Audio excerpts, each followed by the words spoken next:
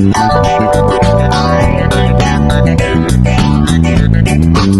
teman-teman semuanya, selamat datang di podcast Kesehatan Ibu dan Anak. Saya Dina, Saya Kusnul Fadila.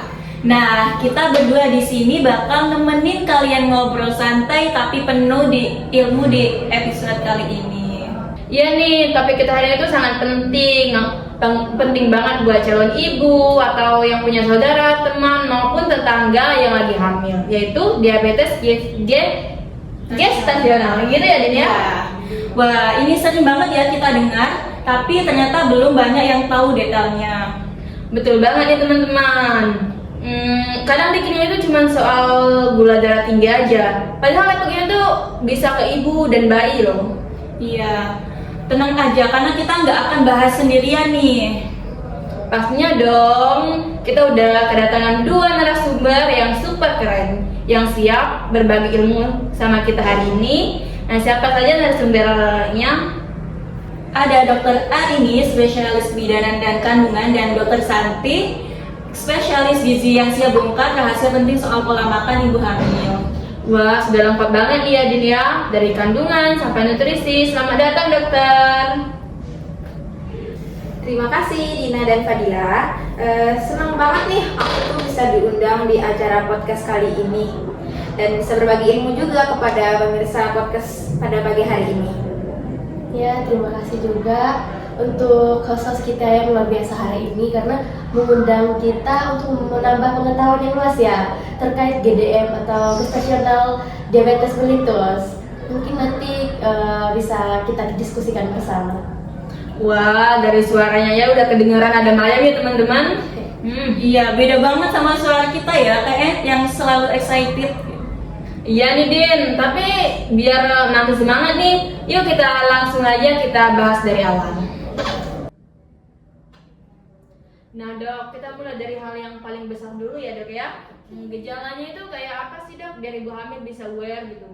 Nah, tanda-tandanya itu sangat jelas banget nih pada ibu-ibu yang mengalami kehamilan, apalagi di trimester kedua. Nah, di situ ibu sering merasa kencing dan juga sangat lemas. Kenapa? Karena kadar glukosa dalam tubuhnya itu meningkat.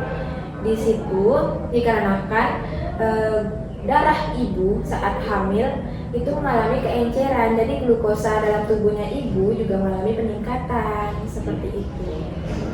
Wah, itu gejalanya yang kayaknya semua ibu hamil pernah rasain ya dok. Jadi harus benar-benar diperiksa biar tahu pasti ya. Nah, betul sekali. Pemeriksaan rutin itu sangat penting sekali bagi ibu yang sudah mengalami diabetes gestasional. Nah, kalau penyebabnya sendiri nih gimana dok? Kenapa bisa muncul diabetes gestasional ini? Nah, biasanya itu sering terjadi karena perubahan hormon saat hamil. Nah, di situ selama kehamilan bikin tubuh ibu tuh kurang peka terhadap lingkungan luar seperti itu. Oh, jadi hormon itu bukan cuma bisa bikin mood swing ya dok ya, tapi juga ngaruh banget ke gula darah kita. Haha, benar banget, double combo ya. Kalau faktor resikonya itu apa sih dok? Dokter Santi yang bisa jelaskan? Ya, jadi faktor risiko diabetes gestasional mellitus ini memiliki beberapa bagian. Yang pertama itu salah satunya dengan penyakit diabetes. Jadi ketika seseorang yang memiliki penyakit diabetes itu mungkin lebih akan cepat terkena, atau mungkin keluarganya yang memiliki riwayat diabetes. Itu salah satu faktor yang menjadi penyebab utama ketika seseorang muda terkena penyakit diabetes gestasional mellitus. Lalu yang kedua itu dengan kegemukan atau obesitas. Jadi ketika seseorang yang mengalami kegemukan atau obesitas itu dia akan mudah sekali terkena yang namanya diabetes gestasional ini. Lalu ada juga dengan ibu hamil ini nih, ibu hamil dengan umurnya yang melebihi 35 tahun atau yang hamil pada saat umur 35 tahun. Jadi saat hamil menopause ini itu juga mungkin akan terkena nih GDM atau gestational diabetes mellitus ini. Itu dikarenakan faktornya mungkin pertama nih memiliki riwayat penyakit GDM ini sehingga mudah sekali terkena, apalagi untuk janinnya nih bakalan bahaya banget. Jadi untuk ibu-ibu nih kalau misalkan ada memiliki salah satu faktor dari yang saya sebutkan tadi, seperti ada riwayat dari keluarga yang kena diabetes, terus ada dari keluarga yang memiliki kegemukan badan atau obesitas, lalu dengan menopause atau hamil menopause, itu harus hati-hati gitu. Jadi makin tua makin harus aware ya, bukan soal skincare aja tapi juga kesehatan. Wah, bener banget tuh Din. Buat pemirsa juga harus jaga kesehatan ya. Sekarang kita bahas dampaknya nih. Kalau buat ibunya tuh apa saja ya dok yang bisa terjadi? Nah, pada ibunya itu bisa meningkatkan resiko terjadinya komplikasi pada saat hamil. Terus seperti preeklamsia, melahirkan secara prematur, dan juga bahkan ibunya bisa melahirkan secara SC atau sesar. Jadi bukan cuma buat ibunya, itu juga akan terjadi buat anaknya nantinya. Pada saat jika ibunya melahirkan secara normal nih, ibunya mengalami diabetes, terus anaknya lahir melewati jalur vagina, sedangkan nah di situ anaknya bisa tertular secara langsung karena adanya melahirkan secara bervagina. Itu juga bisa terjadinya komplikasi pada ibunya. Ketika melahirkan secara bervagina nih, ibunya terjadi sobekan. Nah, ibunya mengalami diabetes. Dan di situ luka yang diakibatkan dari sobekan itu pasti juga akan lama proses sembuhnya. Itu pun kalau misalnya lukanya sembuh, nanti bisa juga terjadinya infeksi. Luka yang terlalu lama akhirnya membusuk dan kasihan juga pada ibunya, seperti itu. Nah, kalau misalnya SC juga, ya SC kan melalui operasi kan, dan di operasi itu terjadinya sayatan yang disengaja. Dan sayatan itu atau bekas luka SC itu nanti juga bisa menimbulkan infeksi juga dan secara berlanjutan buat ibunya, seperti itu. Waduh, jadi makin harus dijaga ya dok. Terus kalau buat janinnya nih, menurut anda gimana dokter Santi? Jadi besar kemungkinan untuk janin juga berbahaya. Semisal nih, kalau misalkan ibunya seperti yang dijelaskan tadi oleh dokter Arini mengenai ibu hamil yang terkena diabetes gestasional tersebut. Nah, apabila ibu tersebut mendapatkan penyakit diabetes ini, maka besar kemungkinan anaknya tumbuh dengan badan yang lebih besar atau disebut dengan makrosomia. Nah, makrosomia itu dalam artian bahwa kadar gula darah pada ibu tinggi. Jadi ketika kadar gula darah dalam ibu ini tinggi, maka dengan kondisi tersebut ia akan menyalurkan. Bagaimana kan dalam bayi itu kan ada plasenta ya teman-teman. Jadi kalau misalkan plasenta ini kan untuk menyalurkan makanan.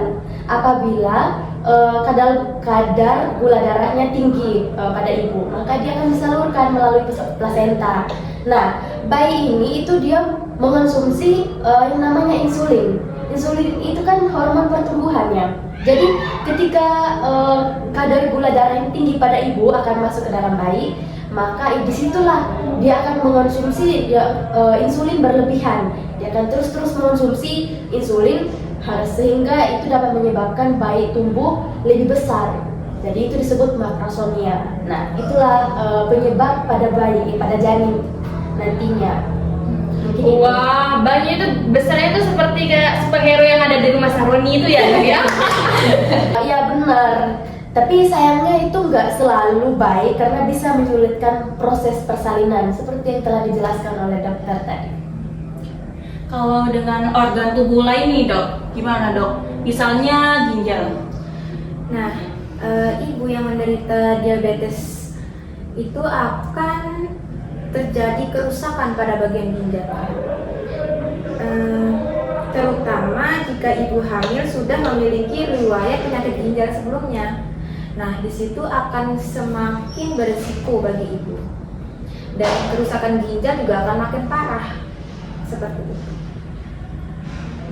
Jadi bisa dibilang efek domino ya dok, satu gangguan bisa memicu yang lain. Betul sekali. Makanya pengawasan medis itu sangat penting bagi ibu yang sudah memiliki riwayat diabetes, apalagi dia memiliki juga penyakit pada bagian ginjalnya. Termasuk kesehatan jantung juga itu dapat berpengaruh karena jantung itu kan tugasnya memompa darah ke seluruh tubuh. Darah yang dipompa itu juga nanti akan disalurkan melalui plasenta bagi janinnya juga. Iya. Nah, karena diabetes itu dapat memicu darah yang tinggi, jadi kita harus mengkontrol dengan cara menjaga asupan ibunya, memberi makan makanan yang bergizi, dan menjaga pola makannya juga, menjaga pola hidup, kebersihannya juga seperti itu. Nah, saya ingin bertanya nih pada Dokter Santi. Nih dok, bagaimana sih dengan risiko jantung nih Dokter Santi?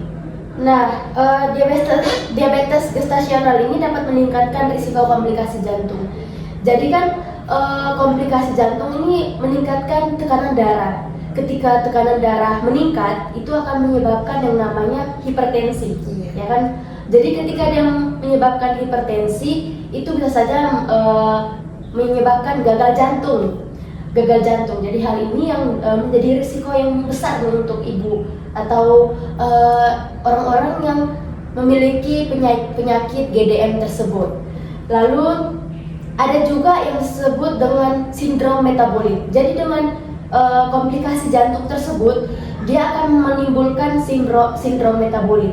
Sindrom metabolik ini dia akan muncul banyak penyakit-penyakit lainnya. Penyakit inilah yang akan membuat tubuh ini akan terasa lebih lemah. Mungkin banyak penyakit inilah yang akan membuat seorang ibu down gitu. Bisa seperti itu mungkin. Oke. Nah, ini dia bagian pentingnya. Gimana sih cara ngatur diabetes Nasional. Ya dokter, bisa dijelaskan? Ya. Nah, kita tuh bisa mengatasinya dengan menjaga pola hidup. Menjaga pola hidup yang lebih sehat. Bisa tuh dengan pola makan yang seimbang, berolahraga, terus juga dengan menjaga kebersihan setiap makanan yang kita makan, seperti itu.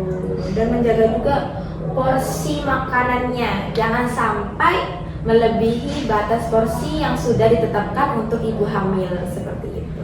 Oh, berarti bukan nggak boleh makan enak ya dok ya, tapi kita tuh harus tahu porsinya, pilihan makan apa aja yang sehat gitu ya dok ya? Ya, betul banget. Jadi makan sehat itu bukan memilih makanan itu hambar, tidak ada rasa, tetapi pilihlah makanan yang bergizi untuk badan kita. Karena makanan yang bergizi itu memiliki kandungan yang sangat penting untuk tubuh kita nih. Apalagi teman-teman yang kalau misalkan nggak mau memiliki penyakit-penyakit banyak kan, yang akan mengganggu kesehatan teman-teman kalau beraktivitas gitu. Nah nih dok, apakah ada risiko jangka panjangnya ini? Misalnya tuh bagi ibu hamil, nah dengan diabetes gestasional itu dari Dokter Santi sendiri bisa dijelaskan? Jadi ada beberapa bagian GDM ini memiliki resiko yang lebih tinggi untuk mengembangkan diabetes tipe 2. Jadi di masa depan, risiko jangka panjang diabetes gestasional pada ibu hamil dan janin itu memiliki beberapa bagian. Pada ibu hamil, diabetes tipe 2. Jadi dengan wanita dengan GDM 10 kali rentan untuk mengembangkan diabetes tipe 2 ini dalam waktu 5-10 tahun ke depan. Hingga 1 dari 2 individu dengan penyakit GDM ini akan akhirnya mengembangkan diabetes tipe 2 ini. Lalu gangguan mental, depresi postpartum dengan gangguan mental lainnya lebih umum terjadi, terutama dengan kelompok berisiko tinggi seperti mereka dengan riwayat GDM atau GDM berulanglah pada ibu hamil tersebut, sehingga itu dapat meningkatkan gangguan mental yang mungkin menyebabkan seorang ibu lebih banyak berpikir, saya pengen hamil tapi saya punya penyakit GDM, takut menyebabkan bayi saya kenapa-napa nantinya, atau enggak ibu hamil yang lagi mengandung takut janinnya kenapa-napa, itu bisa menyebabkan seseorang dengan gangguan mental seperti itu. Lalu risiko pada janin, gangguan metabolik seperti yang tadi saya jelaskan dengan sindrom metabolik itu juga akan menimbulkan beberapa penyakit apabila seorang ibu dengan riwayat GDM itu bisa menyalurkan ke anaknya, sehingga menimbulkan penyakit-penyakit lain pada anaknya. Nah, seperti penyakit yang didapatkan itu yang tadi saya jelaskan, obesitas, terus GDM tipe 2, itu bahaya banget loh buat anak.